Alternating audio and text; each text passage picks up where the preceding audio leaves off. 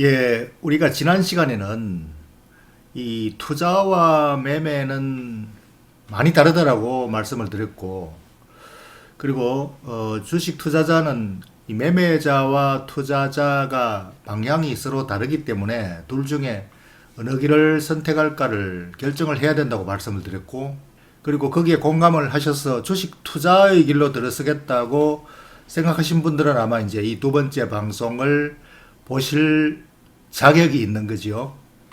선택을 했으니까. 만약 매매의 길을 선택하셨다면은 더 이상 이 방송 또 이 강의한 추가적인 걸 보실 필요도 없는 거지요. 저는 이제 투자자의 길에 들어선 주식 투자자를 위한 그런 방송이 되겠습니다. 그래서 오늘은 그러면은 주식 투자자의 길로 들어선 투자자는 어떤 주식을 사야 될 것인가? 사업체를 사는 거라고 말씀드렸죠. 어떤 사업을 시작할 것인가? 이거지요, 뭐. 어떤 종목을 살 것인가는 내가 어떤 사업을 부업으로 할 것인가? 이거지요. 그래서 그것을 선택하는 요령이랄까요? 어떤 것을 선택해야 되는지 차근차근 한번 단계적으로 들어가 보기로 하죠.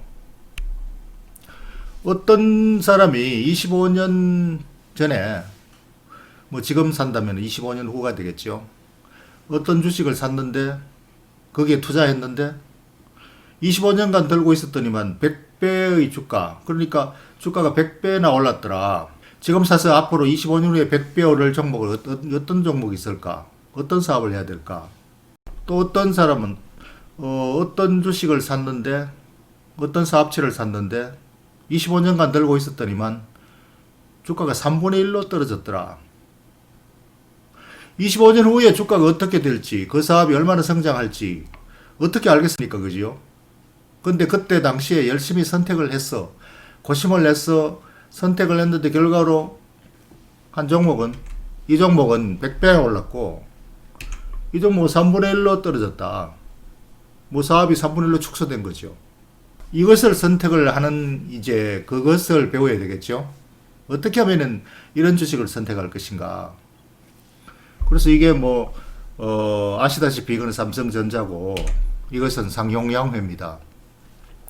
그 이 두 개 주식을 왜 예로 들었느냐 하면 실제로 있었던 일이에요. 우리나라 이미 작고하신 분인데 어떤 유명한 경제인이면서 나중에 이제 부총리, 총리까지 오른 어떤 분이 돌아가시기 전에 두 아들한테 그동안에 이제 가지고 있던 주식을 상속을 했는데 하나들한테는 이걸 주고 하나들한테 이걸 줬어요. 두 아들 중에. 그리고 하나들은 대박이야. 25년간 중간에 팔아먹지 않고 계속 가지고 있었는데 25년 후에 이제 보니까 100배나 올랐고 또 다른 아들은 이걸 보니까 3분의 1로 줄어들었다.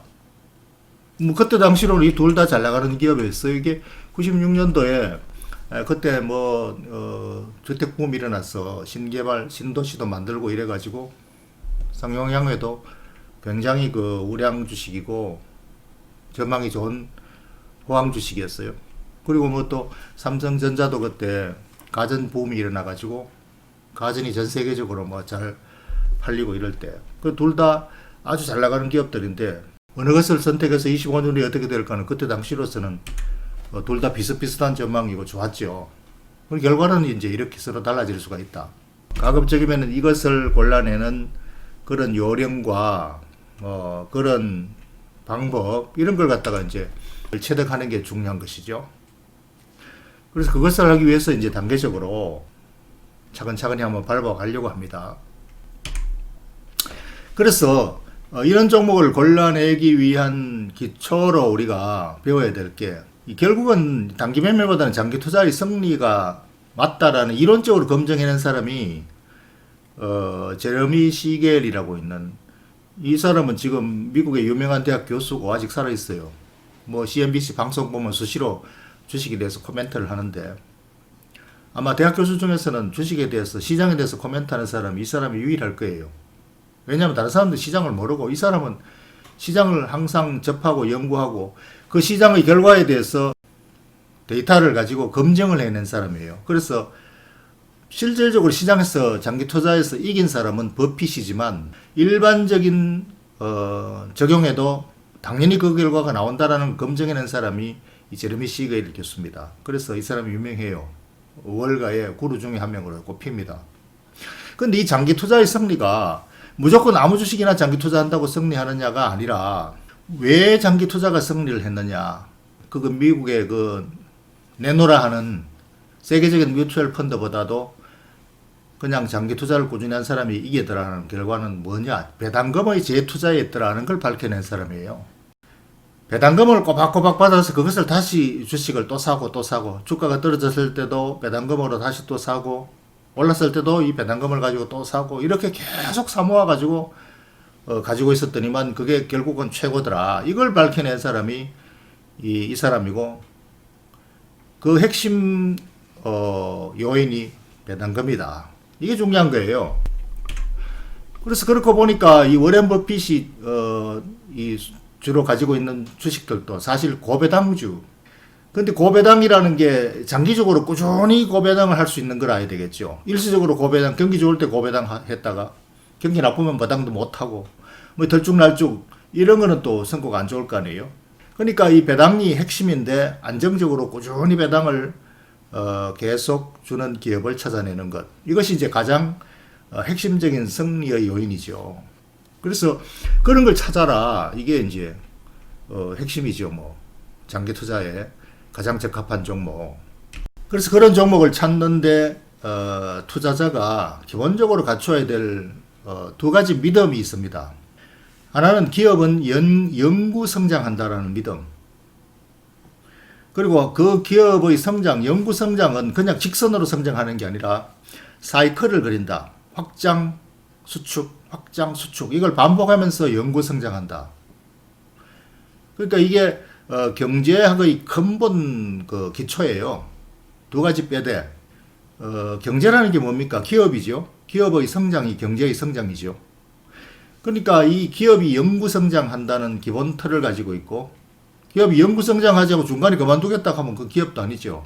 영원히 성장하겠다는 게 기본인데, 그게 그냥 확장만 계속 하는 게 아니라 성장했다가 수축했다가 성장했다 수축했다 이렇게 하면서 반복해서 사이클을 그리면서 성장한다. 이게 이제 기본 골격이고, 이 골격에 대한 기본 믿음이 있어야 장기 투자를 할 수 있는 거죠. 기업에 대해서 투자를 할 수 있는 거죠. 그리고 이 믿음이 있어야 투자를 효과적으로 할 수 있는 거예요. 그러니까 확장할 때보다 수축할 때 그때 투자의 기회가 더 많이 나오고, 또 수축할 때 이것은 확장 성장 중에서 확장 수축이다라고 믿어야 이게 그냥 거꾸로 지는 게 아니고 계속 성장 과정에 있다라는 거죠. 그러니까 그 투자할 수 있는 거죠. 뭐 밑으로 이제 하향 곡선으로 간다면 그건 투자하면 안 되죠. 그러니까 이것이 기본 골격을 확고하게 이제 구축하고 마음의 그 믿음으로 가지고 있어야만이 가능하다. 중국에 유명한 고사성어가 있더군요. 만절필동. 이게 중국의 뭐 장강인가 뭐 황허강인가 뭐 두 개가 다 동해로 그냥 가고 있는데, 그거를 만절필동이라고 이렇게 한다고 표현하더라고요. 만 번을 꺾이더라도 동쪽으로 간다. 주식은 거기 빗대면 만곡필상이다. 만 번을 굽이쳐도 위로 올라간다. 이건 제가 조금 그거를 패러디한 건데요.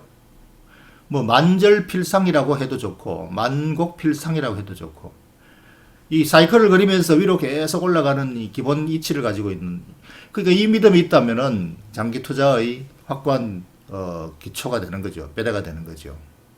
그래서 여기서 이럴 경우에는 영원히 보유하라라는 버핏의 명언이 똑같은 거 아니에요? 그러니까 이게 지나온 40년의 궤적인데 이 과거 역사는 미래에도 여전히 지속된다. 왜 그런데 하는 게, 이게 지금 코스피나 요거는 지금 코스피를 월봉으로 해가지고 이 45년간 이렇게 해놓은 거고, 이거는 이제 S&P 500 미국 것도 같이 겹쳐놓은 건데, 둘 다 사이클은 서로 다르지만 결국은 거의 똑같이 지금 결과적으로 45년간의 성과도 거의 비슷하고 흐름도 거의 비슷하게 가는 거죠. 이게 세상 기치라는 거죠. 사실은 이것은 그 근본 배후에는 더 깊은 진리가 있습니다. 우주 탄생 이후에 끝없이 우주는 팽창해 간다라는 거, 이게 기본의 진리, 여기에 기초하고 있습니다. 사실 경제의 원리도. 이 우주 빅뱅이 탄생 이후에 끝없이 확장하고 있는 과정 중에 있다. 근데 이게 그냥 확장만 계속 하는 게 아니라 확장과 수축을 반복하면서 계속 확장돼 간다. 이게 바로 이거예요. 기업도 그게 맞춰서 연구 성장하고 경기도 확장과 수축을 반복하는 사이클을 그리면서 성장한다. 그러니까 이러한 믿음 속에서 이제 기업은 모두가 그러면 성장주라고 할 수 있죠. 성장 기업이라고 할 수 있죠. 그러니까 이것을 어디에 무엇을 선택할 것인가.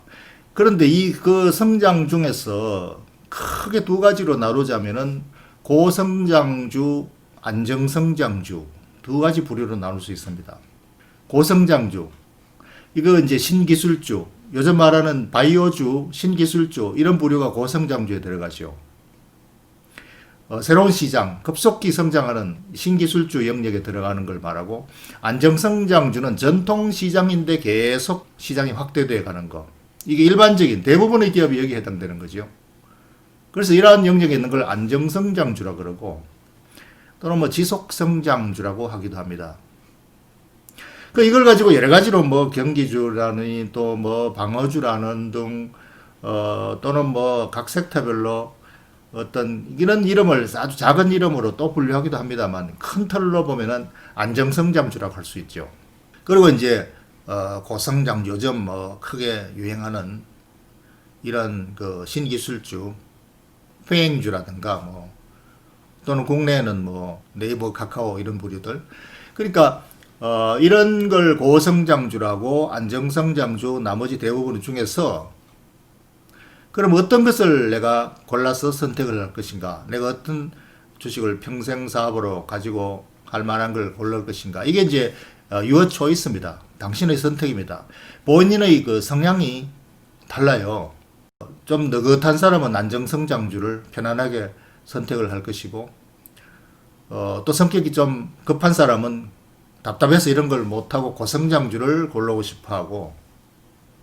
근데 여기 차트 보시면 고성장주는 위로 급속히 솟아 올라가기 때문에 가격이 굉장히 비싸지죠. 그러니까 이것을 가급적 빠른 시점에 일찍 잡아낼 수 있으면 그게 최고겠죠.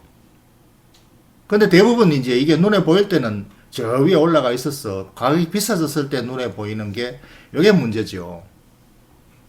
그래서 어쨌든 간에 그것을 뒤늦게 잡으면은 너무 비싸게 사서 별로 가지고 있어도 안정성장주를 산만 못할 경우가 많습니다. 그러나 만약에 일찍 저가에 매수할 수 있으면은 고성장주를 골라내는 것이 훨씬 더 좋겠죠. 그래서 이것을 갖다가 이제 골라내는 작업이 스탑픽, 주식 선택, 좋은 종목 고르기, 이것이 되는 거죠. 그래서 이제 이런 것들을 골라내는 요령과 노력을 앞으로 차근차근히 진행해 보기로 하죠. 다음 시간에는 좀 더 구체적으로 들어가서 어떤 종목을 골라낼 그런 요령을 한번 살펴보기로 하겠습니다.